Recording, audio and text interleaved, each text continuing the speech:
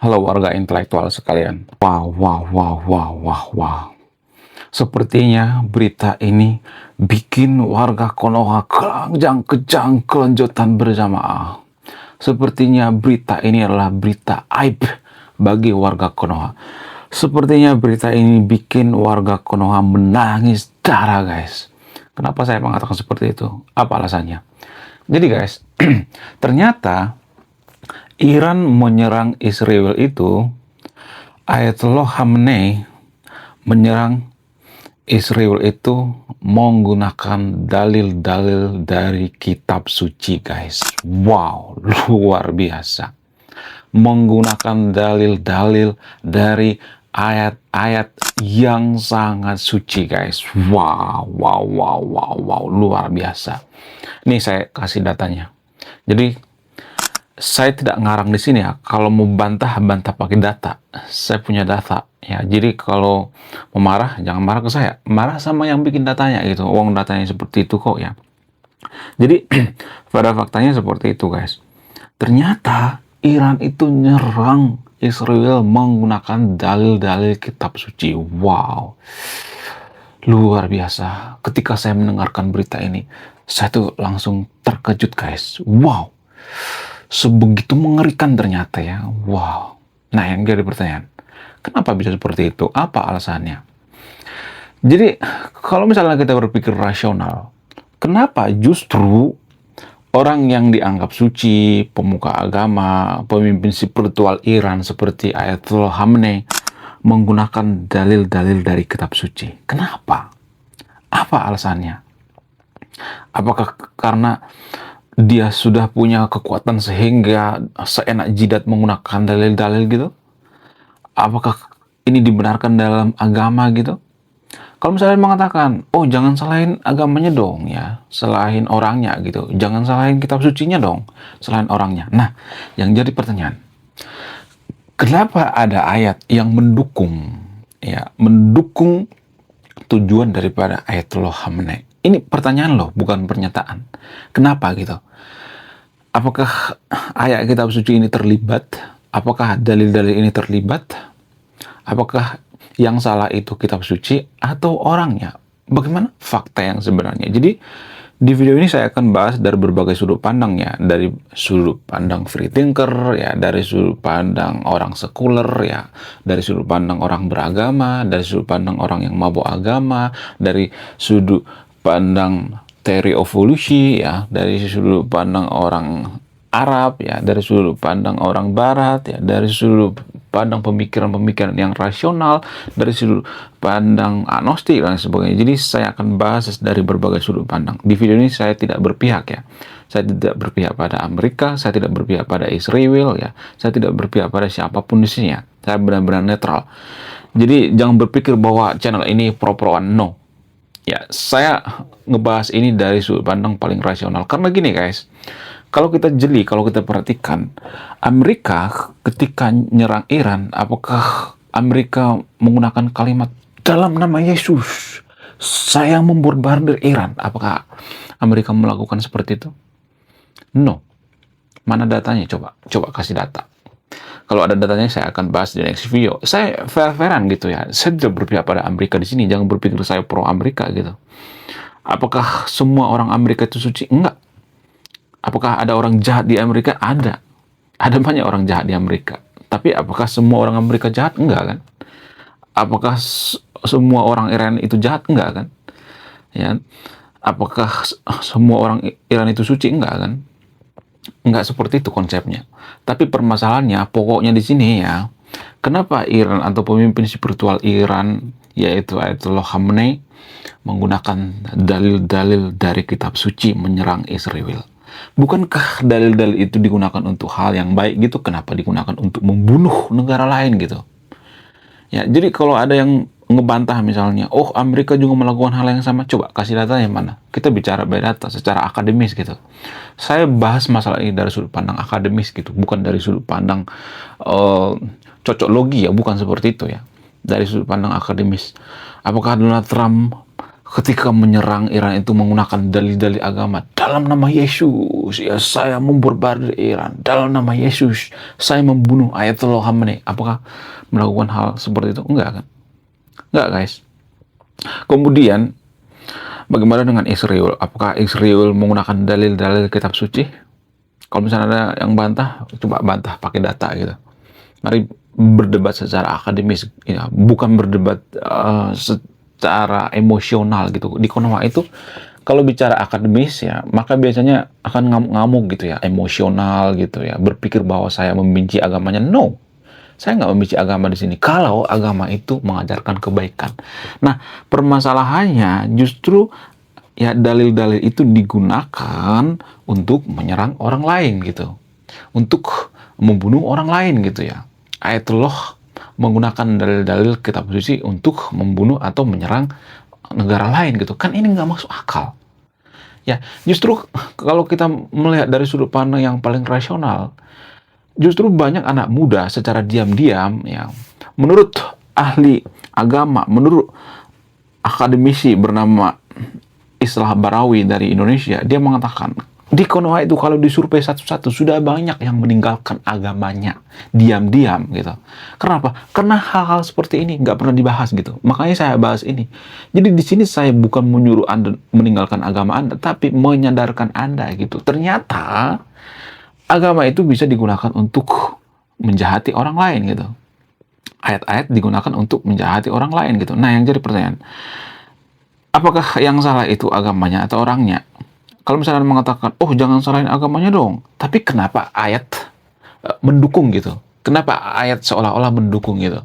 Ya, mendukung kejahatan gitu. Kemudian Ayatullah Khamenei juga kalau mengeksekusi para pendemo atau pengkritiknya, biasanya dia mengkafir-kafirkan dulu gitu. Itu kafir, lalu dibunuh ya.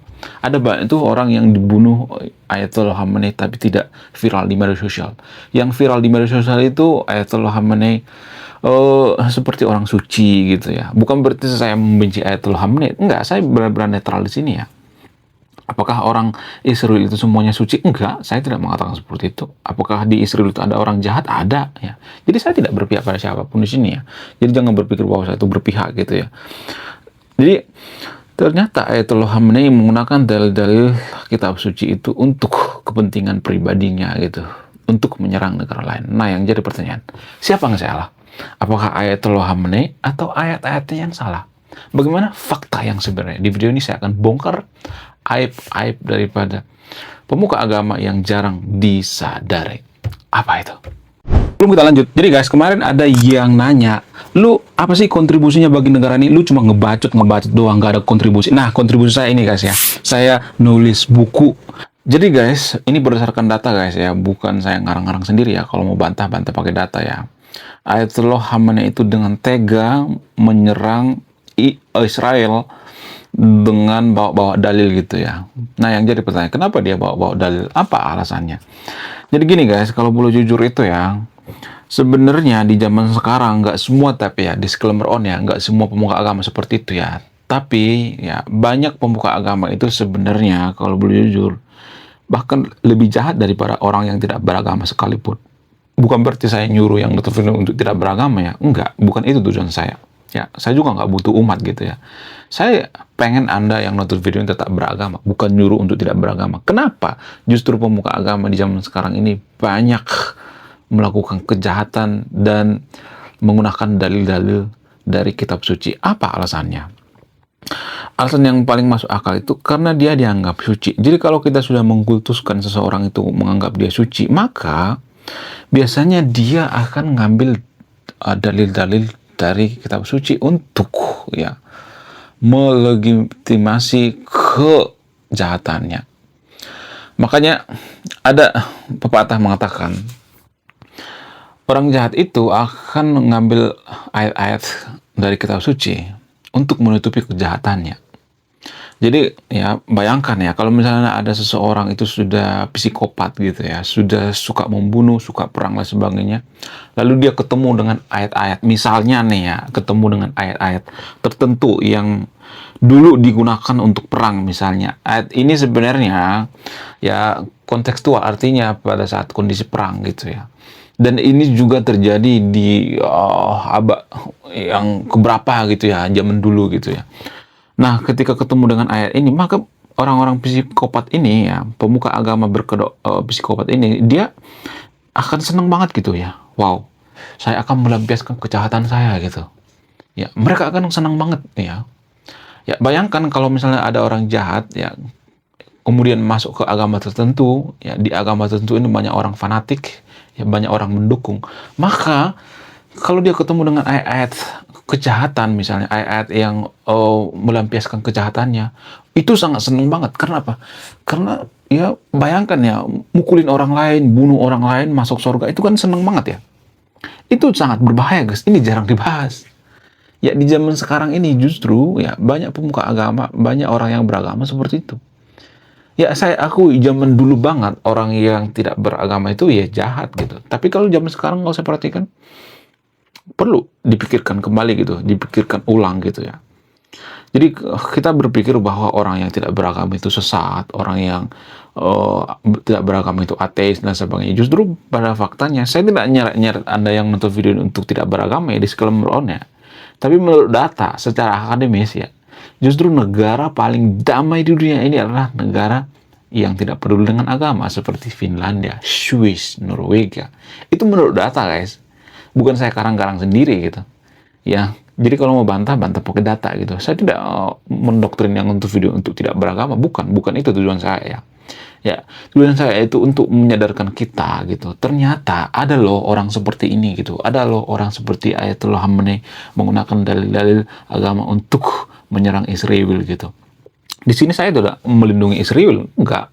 Ya kalau Israel menggunakan hal yang sama juga saya akan mengatakan yang sama gitu ya. Coba kasih datanya gitu, tulis di kolom komentar ya. Kalau misalnya ada data ya, kirim linknya gitu ya. Saya akan bahas di next video. Saya benar-benar taruh di video ini nggak ada hubungannya dengan kaum tertentu gitu ya. Nggak ada hubungannya gitu. Jadi tanpa kita sadari seperti itu guys ya. Kenapa ya orang yang beragama itu bisa melampiaskan kejahatannya menggunakan agama? Ya karena dasarnya dia sudah psikopat gitu ya. Lalu dia ketemu dengan ayat-ayat tertentu yang bisa melampiaskan kejahatannya, ya selesai kan? Ya, itu tanpa kita sadari guys ya. Kemudian selain itu, kalau misalnya Anda mengatakan, oh jangan salahin orangnya dong, maksudnya jangan salahin ayatnya dong, jangan salahin agamanya dong, salahin orangnya, itu kan salah orangnya bla bla. Nah yang jadi pertanyaan, dan ini sangat krusial pertanyaan. Saya sering nanya ini tapi gak ada yang bisa jawab. Mudah-mudahan Anda yang nonton video bisa jawab ya. Kalau misalnya nih ada pemuka agama seperti Ayatollah Khamenei misalnya, untuk menyerang Israel, dia ngambil dalil-dalil gitu ya. Dia sengaja memilih dalil-dalil gitu ya, supaya sesuai dengan kemauannya gitu ya. Nah yang jadi pertanyaan, apakah dalilnya terlibat atau tidak? Menurut kalian gimana? Apakah dalilnya terlibat atau tidak? Saya tidak menyimpulkan ya. Anda yang menyimpulkan. Kalau dalilnya tidak mendukung, apakah dalilnya dipakai atau tidak? Coba, mari kita berpikir rasional. Kalau dalilnya, ya dalil-dalil ini tidak mendukung untuk membunuh Israel, untuk membunuh orang lain, untuk menjahati orang lain, apakah dalil ini digunakan oleh pemuka agama? Enggak kan? Kalau ada dalil yang mengatakan kamu harus berdamai dengan musuhmu, kamu harus mencintai musuhmu, ya, kamu harus akur dengan musuhmu gitu. Ya, apakah ini bisa digunakan untuk menyerang orang lain? Gak bisa kan? Ini pertanyaan sederhana loh. Yang memutuskan itu Anda, bukan saya. Kalau saya memutuskan, itu artinya saya berpihak. Saya nggak mau berpihak di video ini. Saya benar-benar netral ya. Jadi contoh misalnya nih ya, katakanlah misalnya nih ada dalil misalnya nih ya, katakanlah ini dalil ya. Ya kemudian ada seseorang nih ya, ini ada seseorang. Ya seseorang ini ngambil dalil nih ya, nyari dalil gitu di dalam kitab suci. Lalu dia nyari, oh ternyata ada dalil yang menyuruh misalnya nih, atau dulu digunakan untuk berperang misalnya. Nah, kalau misalnya ada yang mengatakan, jangan salahin dalilnya gitu. Tapi kan kalau dalilnya itu tidak menyuruh untuk berperang misalnya nih ya, kamu harus berbuat baik, kamu harus berbuat. Apakah orang ini menggunakan dalil ini? Enggak kan? Justru karena seseorang ini menganggap bahwa dalil ini cocok gitu ya. Nah, yang jadi pertanyaan, apakah dalil ini terlibat atau tidak? Itu pertanyaan yang masuk akal loh. Ya, itu pertanyaan sederhana gitu ya. Anda bisa memutuskan gitu. Saya tidak memutuskan. Karena apa? Karena kalau saya memutuskan itu artinya saya berpihak. Saya nggak mau berpihak di video ini ya. Saya bernetral. Ya, jadi kalau misalnya ada orang yang mengatakan, oh nggak, jangan salahin agamanya dong, agamanya nggak terlibat gitu. Lalu kenapa gitu ya? Ada ayat-ayat yang mendukung gitu, ya kan? Itu yang jadi pertanyaan, ya kan? Kalau misalnya nih ya, contoh katakanlah, ada seseorang yang mau berantem misalnya nih, ya dia mau berantem dengan orang lain misalnya, ya katakanlah misalnya nih, ya ada seseorang mau berantem dengan seseorang ini misalnya nih, terus ada temennya misalnya nih atau orang lain misalnya nih, ya katakanlah misalnya dalil ini ada orang lain misalnya, teman dekatnya gitu ya, teman dekat, lalu dia ngomong sama ini, ya si dalil ini, ya, gua ada masalah nih sama ini nih, sama orang ini gitu ya misalnya. Lu mau nggak ya, bantu gue gimana misalnya, ya lalu si dalilnya mengatakan, oh tar dulu deh gue pikir-pikir, enggak ini penting banget gitu ya. Lalu si dalil ini mengatakan, ya sebenarnya gue didesain untuk ini sih sebenarnya ya, untuk tidak berantem. Terus nyari lagi tuh ya misalnya nih ya dalil yang lain gitu ya, misalnya nyari yang lain misalnya nih ya, nyari lagi gitu ya dalam kitab suci misalnya. Terus ada dalil misalnya nih, diajak nih misalnya, gue punya ini musuh nih ya, gue menyerang Israel nih, lu mau nggak gitu ya. Lalu si dalil ini misalnya mengatakan, oh iya iya boleh boleh, kalau misalnya dalil mengatakan atau terlibat misalnya atau mau gitu. Nah yang jadi pertanyaan, ya kalau ini digunakan, si dalil ini digunakan untuk menyerang ini, apakah ini terlibat atau tidak? Kalau ini beratkan orang gitu, kalau misalnya dia mengatakan, oh ya udah, ayo kita serang gitu ya, apakah ini terlibat atau tidak? Silahkan simpulkan sendiri. Saya tidak menyimpulkan ya, iya kan? Kalau misalnya ada yang mengatakan, oh dia nggak terlibat, orang dia mau kok gitu, kecuali dia nggak mau gitu, kecuali dia nolak misalnya, nggak mau gitu ya. Gimana cara nolaknya? Ya dalilnya, ya nggak boleh mau menyerang orang lain gitu ya, nggak boleh digunakan untuk menyerang orang lain. Ya dalilnya itu baik gitu, misalnya dalilnya itu kamu harus memusuhi musuhmu, kamu harus merangkul musuhmu, nggak boleh berantem misalnya. Itu dalil yang bagus gitu. Nah, yang jadi pertanyaan, apakah dalil ini terlibat atau tidak kalau digunakan untuk menyerang orang lain? Ya, silakan simpulkan sendiri. Saya tidak akan menyimpulkannya. Ya, di video ini saya tidak mau berpihak, guys. Saya benar-benar netral gitu. Kemudian, kalau kita ambil dari sudut pandang orang-orang Barat misalnya. Jadi orang-orang Barat menganggap bahwa, mohon maaf ya, Iran atau pemimpin spiritual Iran seperti Ayatollah Khamenei ini primitif. Kenapa?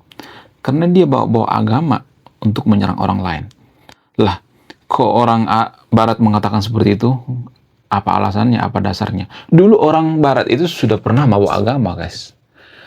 Yang duluan mabuk agama itu, yang duluan kadrun itu orang Barat. Kalau saya ngomong seperti ini, nanti pasti banyak orang Kristen ya, yang marah maksudnya. Pasti banyak orang Kristen yang marah. Ya, sebenarnya menurut data seperti itu ya. Data dari mana? Dasarnya dari mana? Ya, dasarnya dari zaman kegelapan di masa Eropa atau Dark Age, biasa disebut dengan Dark Ages ya, masa kadrun Eropa. Jadi saat itu ya ilmuwan dibunuh-bunuhin gitu ya, dimusuhi seperti Charles Darwin dimusuhi, ya, hampir dibunuh tuh Charles Darwin ya. Kemudian kalau ada mengkritik agama, di penjara gitu ya, disikat gitu ya. Kemudian apalagi ya kalau kemudian ada akademisi kaum intelektual disikat ya, di penjara. Kemudian mereka itu selalu menggunakan dalil-dalil gitu ya, menyerang orang lain menggunakan dalil-dalil. Makanya dulu pernah perang Protestan dan Katolik, jutaan orang meninggal. Ya, Protestan dan Katolik itu sama seperti Sunni dan Syiah.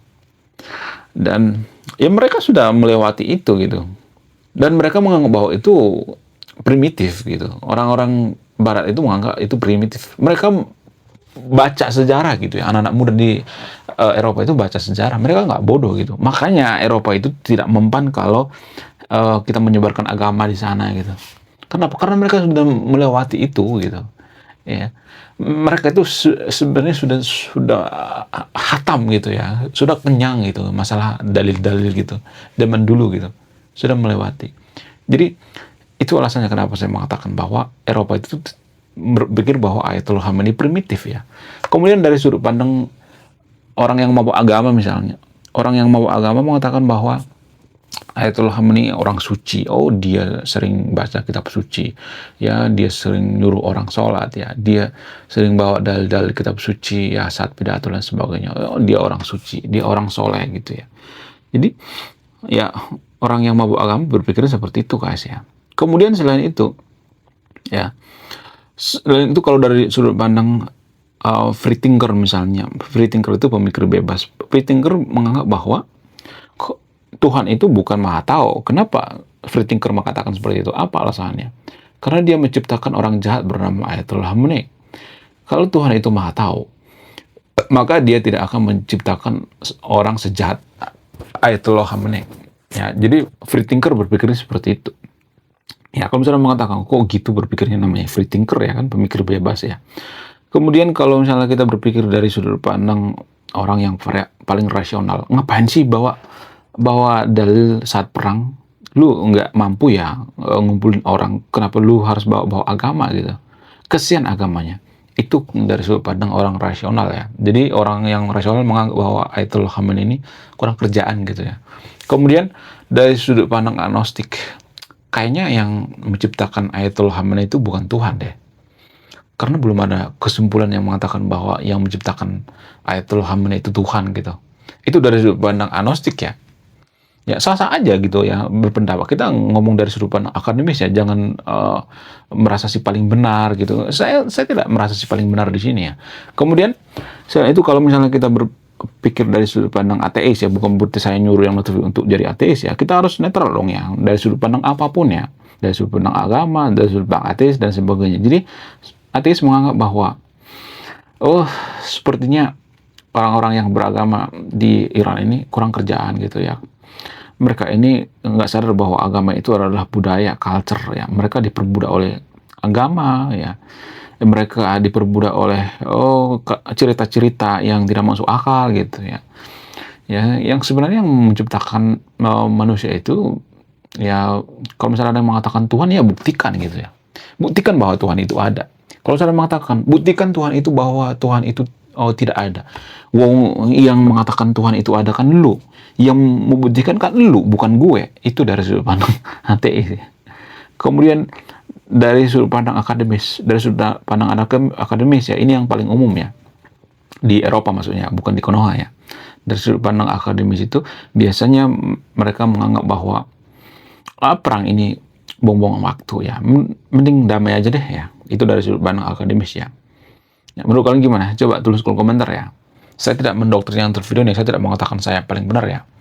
Oke, sekian video ini. Terima kasih sudah memahami. Saya kaum intelektual, salam rasional.